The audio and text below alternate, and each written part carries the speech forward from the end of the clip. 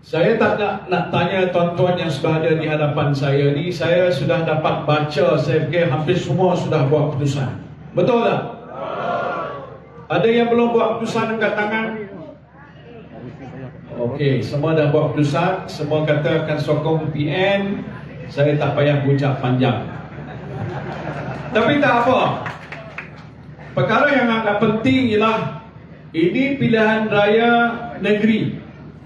Ada 6 buah negeri pilihan raya seperti ini diadakan, itu di Kelantan, Terengganu, Kedah, Pulau Pinang, Selangor dan juga Negeri Sembilan. Walaupun dia pilihan raya negeri, tetapi dia melibatkan sejumlah 9.7 juta pengundi ataupun pemilih. This is a big number. 9.7 million voters daripada 6 buah negeri berhak untuk membuat keputusan dan mengundi dalam PRN ini.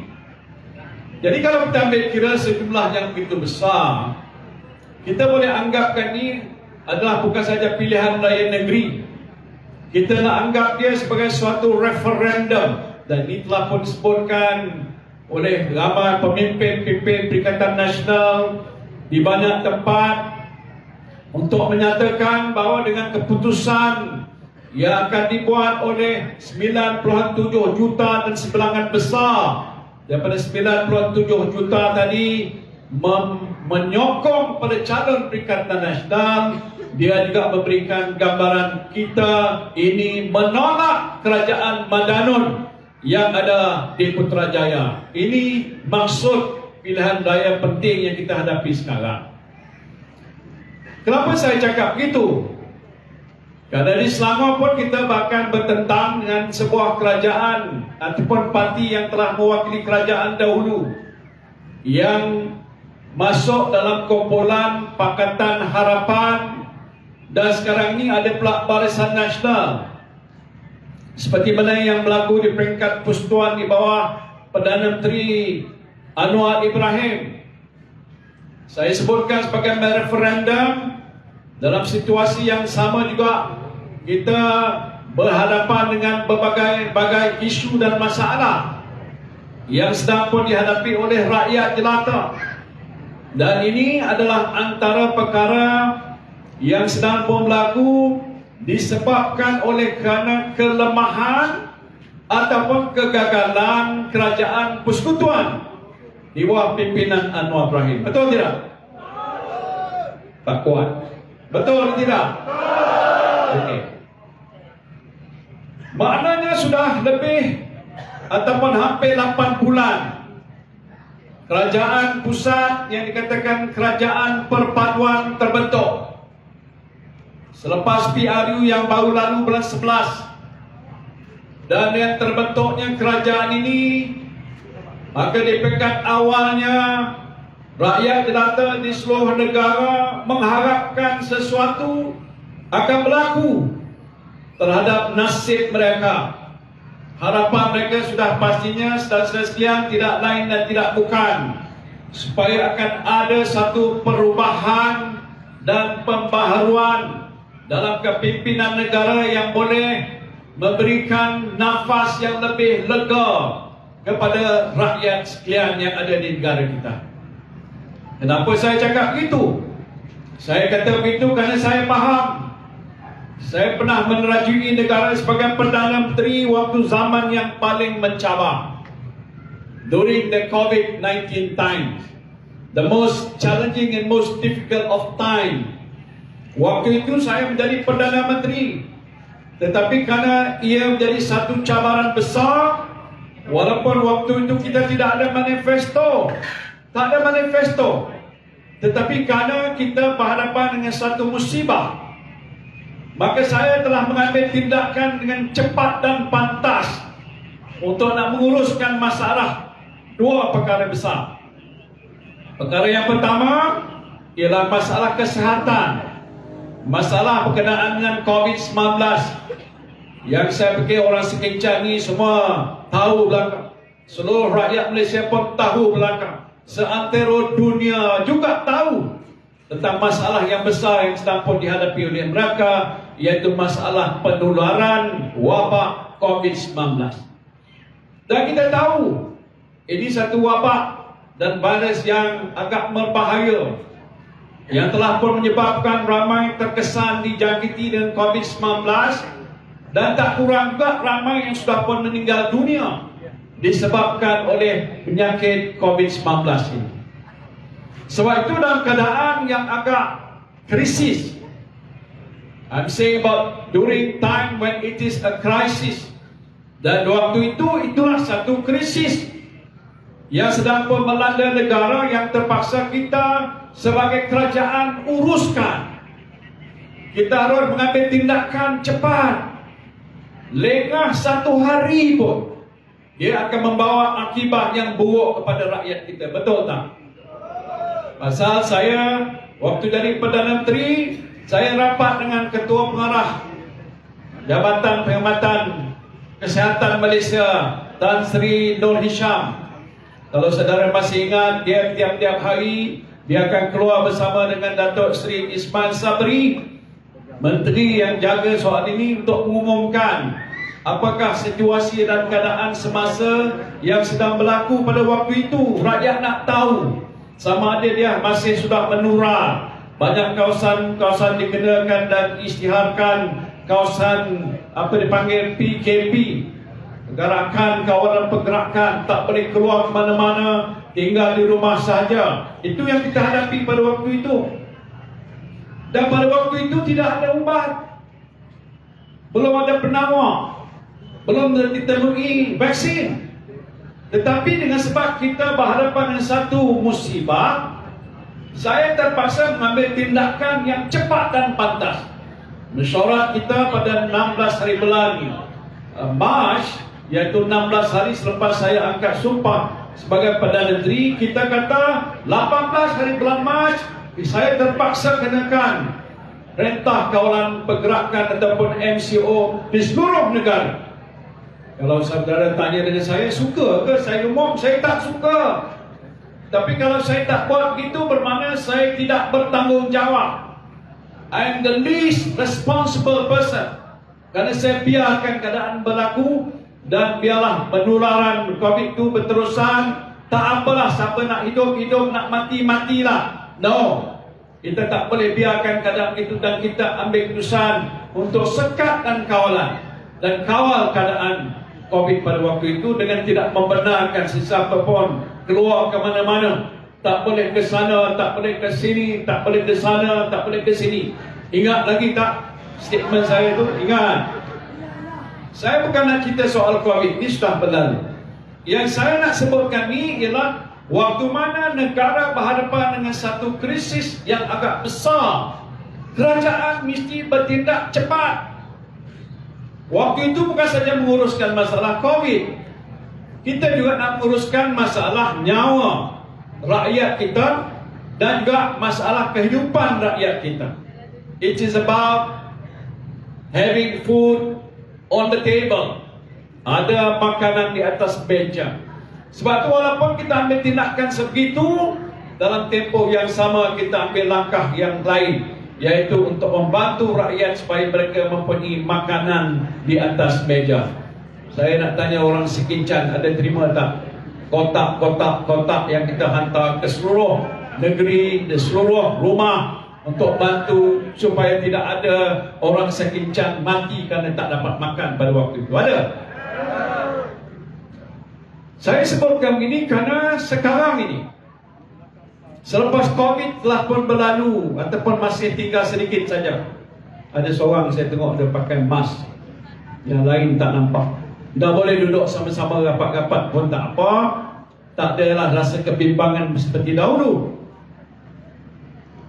Masalah yang kita nak sebutkan sini ialah selepas saja masalah COVID sudah selesai, proses pemulihan kehidupan rakyat pada hari ini belum selesai. Betul tak? Cakap soal penyagaan, calon kita pun penyaga. Dia kata penyaga kecil, tapi saya fikir mungkin besar agaknya lah. Dia very modest. Perniagaan belum pulih, perniagaan kecil boleh pulih, pekerjaan belum pulih, pendapatan tidak bertambah. harga barang-barang melampau, naik mencacak tiap-tiap hari. Kos sara hidup sudah begitu membebankan, dan ini menjadi masalah besar kepada rakyat. Kami buat satu tinjauan yang cukup saintifik untuk negeri Selangor saja. Di bawah satu badan pemikir yang telah pun saya bentuk. Apa dapatan? What is the finding? Apa yang top of the list? Problem yang dihadapi oleh rakyat termasuk miskincan ialah masalah kos sara hidup, masalah harga barang yang tinggi, masalah pendapatan yang tak cukup, masalah ramai anak kita tidak mempunyai pekerjaan. Ini isu pokok. Dan kalau kita lihat ke seluruh negara juga masalah yang sama. Saya sudah pergi ke Kelantan, semalam saya ada di Terengganu, saya pergi ke Pulau Pinang, nanti saya nak pergi ke Kedah, dan banyak tempat yang lain. Ke Negeri Sembilan saya pergi dan turun, jumpa dengan ramai penduduk-penduduk yang ada di situ. Isu pokok yang mereka hadapi ialah masalah kos sara hidup, pendapatan yang tak cukup, harga barang yang melampau, dan semua mereka ni komplain pada saya. Apa dia komplain? Dia kata kerajaan pusat di bawah kerajaan Madanon. Tahu tak kerajaan Madanon? Siapa dia? Anwar Ibrahim. Tidak membuat apa satu pun yang dikata berkesan untuk meringankan bebanan rakyat. Saya nak tanya tuan-tuan yang pandai, orang sekincang, bagi satu saja apa yang dia dah bantu. Baru kita dengar umum tadi apa nak naik, apa nama bayaran harga padi. Itu kalau tak didesak oleh yang berhormat kita, tak naik juga. Terima kasih lah kerana ada usaha dibuat oleh di parlimen kita, bersuara di parlimen. Bila lagi, dah janji bila lagi dia buat keputusan nak umum masa nak pilihan raya. Dah 8 bulan manifesto dah keluar, tapi tak dibuat apa-apa. Jadi sebab itu, ini satu masalah yang boleh saya takrifkan sebagai satu krisis. Krisis ekonomi, krisis kepimpinan. Kerajaan ini tidak stabil, kerajaan ini tidak berkesan, yang tak tahu apa nak buat. Dia pandai cakap, tiap-tiap kali dia cakap, dia bohong. Betul tak? Apa takut nak cakap? Betul tak dia bohong? Dia buka mulut, dia bau busuk. Tapi bukan busuk, tapi bohong. Cakap dulu, kata kalau saya menang hari ini, besok harga minyak akan turun. Saya ulang. Saya bukan Anwar Ibrahim. Dia cakap itu. Saya tak boleh buat apa-apa kerana saya bukan Perdana Menteri, kata dia waktu itu. Tengok video itu dah tular dah berapa kali. Tapi kalau besok jadi Perdana Menteri, besok juga harga minyak akan turun. Dah turun belum? Tol, kita akan hapuskan tol. Dah hapus belum? What is so difficult? Saya lead the nation as the Prime Minister. Bukan nak cakap semua, betul tak? On record.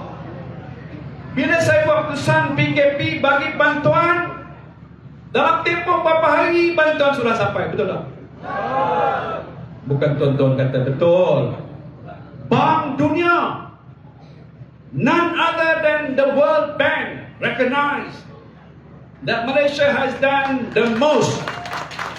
Malaysia is a top in terms of acting for the sake of the people. Pengurusan COVID, kita pertama dapat vaksin. Saya orang pertama kena cocok. Tuan-tuan dah kena cocok belum? Dah. Tiap-tiap orang sudah dapat vaksin. Siapa dapat vaksin mesti bagi undi 1 PM. Boleh tak? Itu bukan soal saya yang kata dengan sebab vaksin saya sudah hidup. Itu Allah tetapkan. Tapi mana usaha kita. Ini fakta diperakui oleh Bank Dunia. It's not about Muhyiddin saying or someone from whoever it is. It's the World Bank, one of the most reputable institution in the world, recognize that Malaysia has done the very best in the region. Tepuklah lagi, pasal. Bantuan bila kita kata cakap ini dalam rekod Bank Dunia report. Tindakan cepat diambil untuk hantar bahan-bahan keperluan dan bantuan-bantuan prihatin dalam bentuk keuangan dan untuk barang-barang dalam tempoh yang begitu cepat dan pantas. Bukan saya cakap. But that's okay, that's a done deal. The issue now, soal pokok sekarang. Apa nak jadi? Sebab tu pilihan raya di 6 buah negeri ini saya sebutkan bakal jadi satu referendum. Bila rakyat pangkah Perikatan Nasional itu mengenai tak mau Anwar Ibrahim. Betul tak? Witan Putrajaya, time for you to go. Dia dengar dia marah saya lah. Saya tak boleh kepek-kepek lah saya. Memang cara kita cakap gitu. Kalau dah tak berkesan, sebulan tak ada, 2 bulan tak ada, 3 bulan tak ada, 4 bulan Ilek ni orang India tahu. Yang itu saya tahu bahasa Tamil. Kosong, tak ada apa-apa. Baru-baru ni mereka keluarkan apa dikatakan ekonomi madani. I don't know how many of you read this ekonomi madani. Ada baca tak? Tak berminat ya. Dia boleh janji apa-apa pun, tapi yang manifesto dulu pun tak selesai. Yang ni ekonomi madani apa dia itu nak bagilah RM100 apa semua sekali. Bila kita nak siapkan manifesto untuk negeri Selangor, saya lancarkan itu. Ada orang bertanya, ini betul ke Tan Sri? Are you really serious you can do this? Saya nak jawab, memang saya serius dan memang saya kata boleh kita laksanakan segera bila mana kita telah membentuk kerajaan. Dalam manifesto itu tak sebut ini orang Melayu untuk orang India, untuk orang Cina. Ini semua untuk rakyat Selangor. Betul tak? Orang Cina dapat, orang Melayu dapat, orang India dapat, orang asli dapat. Kalau dari sini orang Siam kah, dia duduk di negeri Selangor, dia dapat. Banyak yang saya tak payah nak sebut satu persatu. Apa tujuan? Supaya kita dapat mengambil langkah cepat, kehidupan kita bertambah lebih baik. Ada orang tanya macam mana Tan Sri ada 2 bilion? So what? Macam waktu zaman saya memimpin negara 530 bilion.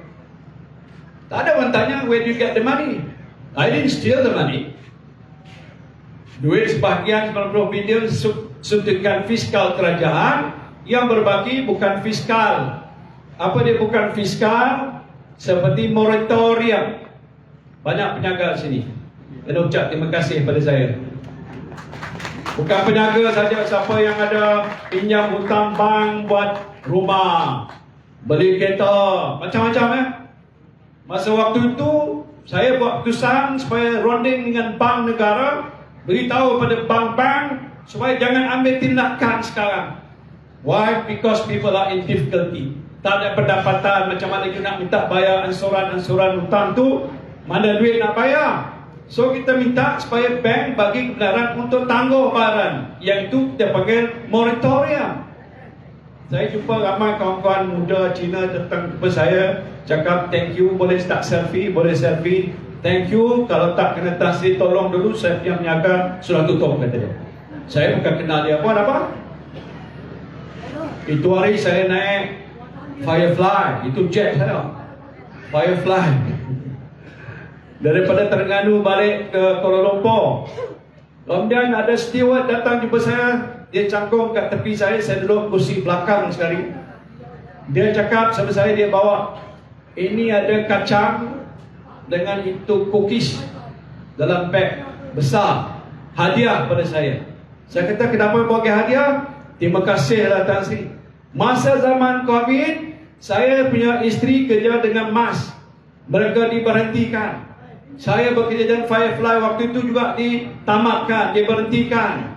Tetapi nasib baik, Tan Sri ada umumkan dalam itu prihatinnya. Bantuan-bantuan keuangan. Tadi pun saya juga di mana tadi, Datuk Tan Sri di Batu Tiga. Seorang yang bertanya dengan saya, seorang wanita, nak ucap terima kasih kepada saya. Saya bukan nak minta puji ceritakan masalah mereka. Dia kata, Tan Sri, waktu itu kami tak boleh buat apa-apa, Tapi Tan Sri ada umumkan dapat bantuan RM3,000 bantuan prihatin. Saya berniaga sampai hari ini saya sudah survive. Oh, saya kata bagus. Kalau sudah berniaga bagus dan berjalan baik.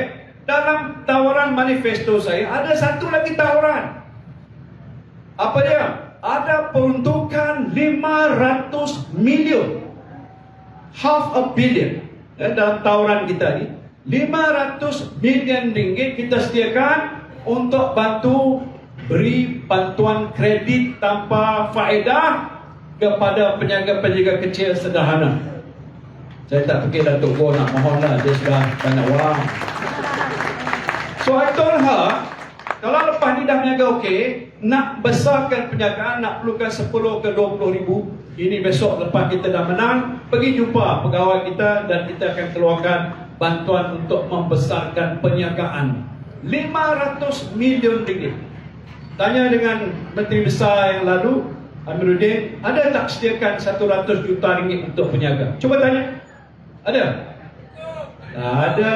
Kita bagi 500 million ringgit untuk bantu peniaga. Jadi saudara, masalah sekarang ini ialah kerana saya sebutkan tadi, kerajaan pusat tak mampu. Kerajaan negeri adalah sedari dengan kerajaan pusat dahulu tapi tidak ada berkesan. Sebab itu ini pilihan gaya adalah penentu supaya rakyat Selangor berani membuat satu perubahan dan anjakan besar. Bagi peluang pada Perikatan Nasional bentuk kerajaan negeri untuk tempoh 5 tahun yang akan datang. Dan saya yakin apa yang telah pun kita tawarkan ini akan kita sempurnakan 100%. Dalam manifesto saya itu ada saya sebut, itu yang saya dah sedarakan apa yang kita nak bagi. Tapi kita juga akan bentuk satu badan pemantau, badan bebas pemantau. Badan ni apa dia? Akan meneliti, tengok sama ada apa yang ada disebut dalam manifesto itu sudah kita laksanakan ataupun belum.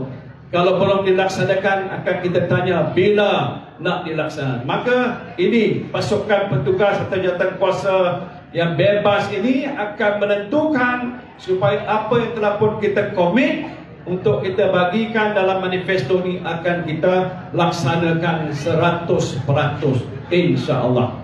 Boleh tak? Jadi saudara, saya tak payah nak cakap panjang. Tapi satu lagi yang saya nak sebut ini soal keluar mengundi. Bukan susah, tapi nak mengingatkan bahawa kerana pilihan gaya ini adalah pilihan gaya yang juga penting. Kita nak supaya seberapa ramai pengundi yang ada dalam daftar pemilih mesti keluar mengundi. Tak kira lah Melayu, Cina, India. Kalau lebih ramai akan keluar mengundi, maka kemungkinan besar, lebih besar peluang Perikatan Nasional untuk menang banyak kursi dan bentuk kerajaan di negeri-negeri yang ada di area ini. Sekarang ni saya dengar pihak sebelah sana dah gelabah. Mereka dah gelabah. Saya tengok video ucapan daripada pemimpin-pemimpin DAP. Kamlah, mesti keluarlah, lai. Semua suruh keluar, takut kalau tak keluar dia akan kalah. Dan saya pergi sekincang ini dia akan kalah. Yang akan menang Datuk Goh. Betul tak? Dan di tempat lain juga begitu. Lebih lagi kalau kursi itu kita lawan dengan Barisan Nasional. Ada tak kursi yang lawan dengan Barisan Nasional? Ada. Tak usah cerita pasal Barisan Nasional. Saya timbalan kursi Barisan Nasional dulu. Tan Sri Noh pun juga kursi Barisan Nasional Negeri Selangor dulu. So don't talk about that. Tapi yang saya nak jelaskan supaya orang-orang UMNO yang memang sangat cinta kepada UMNO, dah berpuluh-puluh tahun jadi ahli UMNO, saya nak peringatkan kerana saya juga adalah mantan timbalan Presiden UMNO yang telah ditendang keluar oleh Datuk Najib. Dah apa? Ada hikmah. Tapi nak peringat kepada ahli-ahli UMNO, kalaulah saudara menjadi ahli UMNO sejak tahun 1990 ke dan lama itu, saya nak sebutkan UMNO sekarang tak seperti UMNO dulu. Yang ni Tan Sri Noh dia ucap hebat. Saya dah dengar banyak tempat menjelaskan situasi UMNO yang ada sekarang ni sudah rosak, sudah hampir hancur lebur, sudah koyak rabak, dibuat oleh Zahid Hamidi. Tadi saya tengok ada satu video. Saya fikir betul agaknya video. Gambar seorang masuk ke rumah dalam lawatan ziarah, agaknya rumah-rumah. Assalamualaikum. Dia masuk, rupa nampak muka wajah Zahid Hamidi. Duduk sebelah orang tua dekat rumah tu. Tak lepas tu tangan dia bersalam. Lepas salam orang tua tu ambil itu masuk dalam poket. Apa dia agaknya? Siapa boleh jawab? RM10.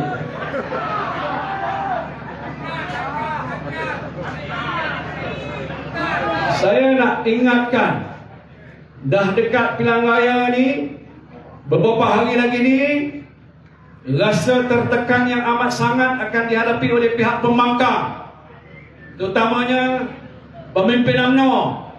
Memang dia bermati-matian nak pertahankan kedudukan dia. Kecenderungan dia tidak lain dan tidak bukan ialah untuk berbuat sesuatu bagaimana yang saya sebutkan tadi. Dan tadi Presiden UMNO buat tu, saya tak nak tuduh, tapi tengok dalam gambar seolah itu semua tengok dan saksikan. Ini trend bahaya. Saya ada dapat berita juga di satu tempat semalam. Saya pergi ke Terengganu, ke Kijal. Balik rumah sampai 2:30, isteri saya dah lama tidur. Balik daripada sana naik kereta. Tapi sampai kat sana juga diceritakan oleh calon saya, hari ini 8 bulan ada pembuangan undi. Tapi ada orang tertentu yang telah memohon untuk dapat duit sebelum dapat undi diberikan pada calon kita, diceritakan pada saya. Itu cerita dia. Jadi saya nak peringatkan, hal-hal seperti ini mungkin boleh berlaku dalam tempoh di mana pilihan raya sudah makin dekat, kerana pihak tertentu tertekan dengan keadaan yang mereka hadapi pada hari ini. Dan saya yakin dan percaya tidak lain ialah mereka sudah melihat gelombang rakyat Malaysia yang bangkit pada hari ini untuk mendukung perjuangan Perikatan Nasional membentuk kerajaan di 6 buah negeri, termasuklah di negeri Selangor. Jadi Dr. Chong beritahu saya tanya how, bukan ni how pak, how dekat sini. Dia kata luar biasa atas sini. Nampak orang dah tu tanya dengan Datuk Goh macam mana. Saya fikir boleh menang lah. Boleh menang lah. The good feeling. Tapi nak ingat juga, jangan terlalu confident. Kerja kuat lagi. Ada 3-4 malam lagi kita teruskan kerja kita. Tingkatkan lagi kerja kita, usaha kita, jumpa setiap pengundi, berbahasa dengan mereka dan harapkan mereka akan keluar untuk memberikan sokongan yang padu kepada semua calon kita yang bertanding di negeri Selangor ini.